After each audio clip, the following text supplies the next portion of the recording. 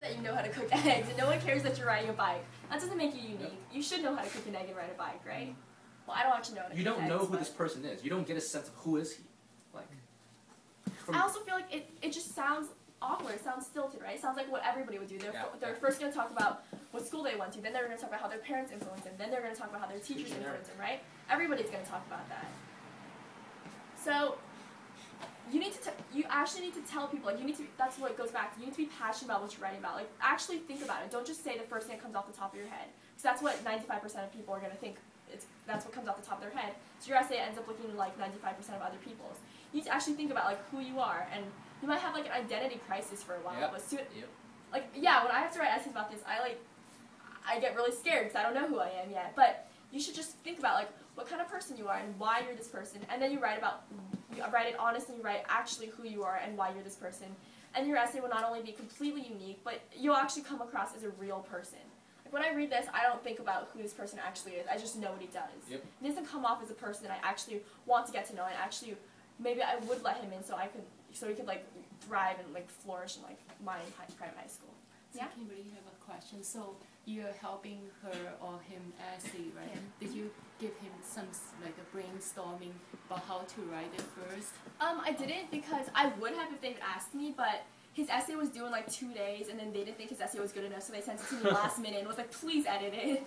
So I did at 3 in the morning. So how long will it take to edit that? This actually only took me about, he had like 2 essays, and then he had like random questions on the bottom, and it only took me like half an hour, because when I read it, I like knew exactly what was wrong with it. I'd seen these things so many times before. I knew.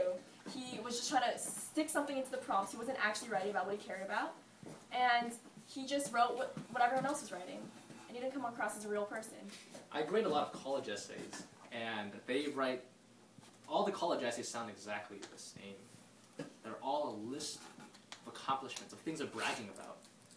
Because I was the president of this club, I learned so much about leadership and responsibility. It helped me win first place at this state tournament. Nothing. There's nothing there.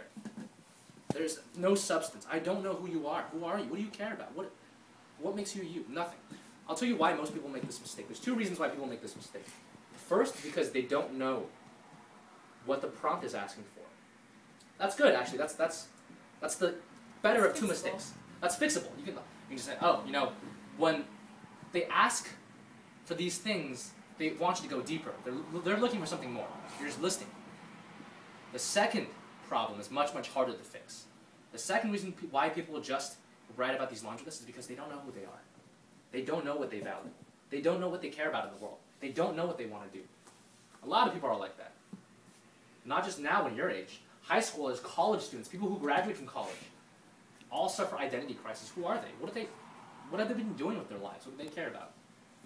You know, very few people are that mature at a young age to really know who they are and be truthful to themselves in essays and the rest of their life and anything that they do. It's those people that stand out. Those people who are completely just passionately themselves that end up being unique. And if you don't know who you are, if you don't know what you care about, if you don't know what you think about, I'll give you a couple suggestions. 1, start thinking about these things. I'm sure for a lot of people, these are never even questions you ask yourself. These aren't even things you consider on a day-to-day basis. Maybe you should.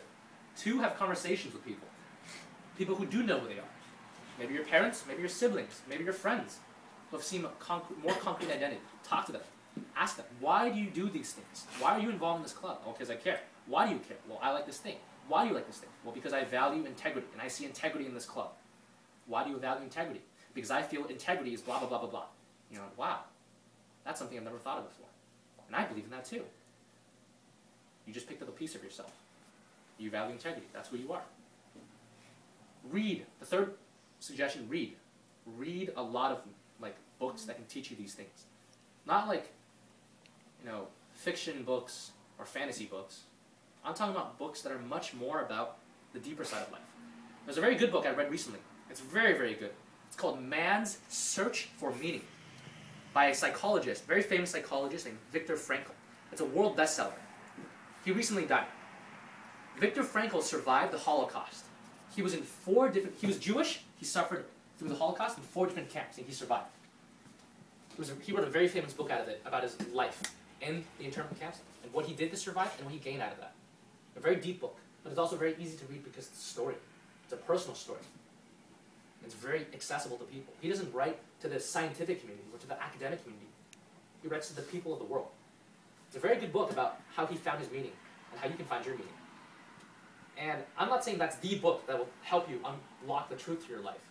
But when you start reading books like these, you know, I've read a few of them, you start to build up a stronger sense of identity, a stronger sense of your philosophies, your values, your beliefs.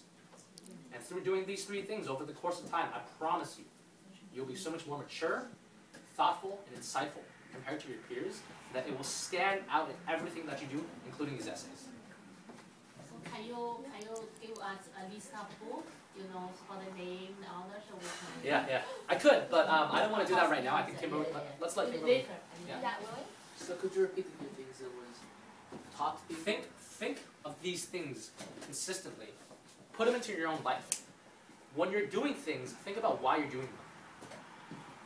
2, talk to other people who are not like you, who think differently than you, who believe differently than you. Find out why you have a different system of beliefs. 3, read about things that can answer these questions. And I'm sure there's a 4th or a 5th or a 6th. I just, maybe I don't know them. Maybe you guys can teach me one day. Okay, so if I were to write one of these essays, like, I could ask, do you guys want to do it, or do you want